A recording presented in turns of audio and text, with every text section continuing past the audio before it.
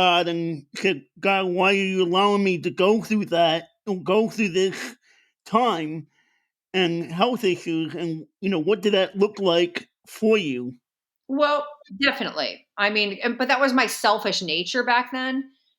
I I mean, I question God even today sometimes when I see kids with cancer. I see kids that are abused. And I look at that and I just go, how can you allow that, God? And I remind myself that we all have free will, right? But then I think, well, yeah, but God can change any situation. God can heal any human being. God can heal any family.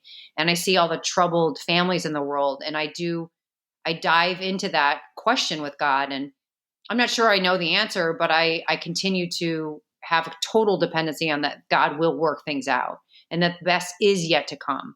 And that, what is behind us is actually behind us and God goes with us. He goes forward with us. He's on the sides of us. He is behind us and he's always with us. And he is an all encompassing God and he hears our tears and he sees our cries and he has a little, cup of our tears that he doesn't forget. Right. And people hurt us, right? I mean, there's vengeance out there, but vengeance is not ours. And I could get caught up in the doctor who left me, in physical pain and left me disabled. But I know that that doesn't get me anywhere. I had to shred the backpacks of disappointment and just give that over to God. What was the, if you want, if you want to answer this, you can. If not, no big deal. But what was the prognosis, or what was the, likelihood of your survival with your breast cancer? And, do you, see that your survival as a miracle from God? There's two answers to that question. One, a doctor did give me my percentile chance of survival, which I never repeat that number because I think it's a mistake to speak that out loud.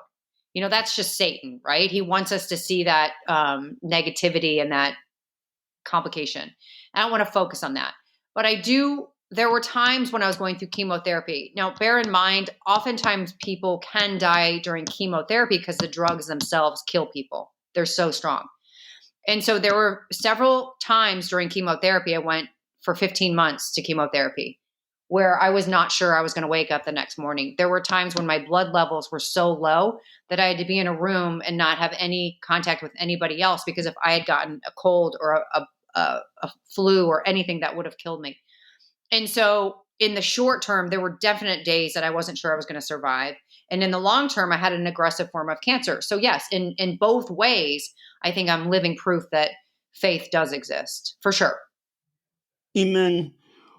Besides the chemotherapy and everything, what is one of the other biggest challenges that you have faced in your life overall? I had a really low self esteem, and people would look at me when I was 22 years old and living in Barcelona in the elite modeling agency. And they looked at my life like it was so privileged, and I had this incredible beauty, and that's great, and that's all I saw. But inside, I was tremendously insecure. And so when you add up insecurity after year, and you base your decisions on that insecurity, you make a lot of bad decisions. And so I made incredibly bad decisions. I made decisions that ultimately, right, like I trusted that doctor, led to the ultimate, fusion of my arm. I depended on people that were not kind to me. I depended on some people that were emotionally abusive to me, and I allowed that because I just didn't have a strong sense of self.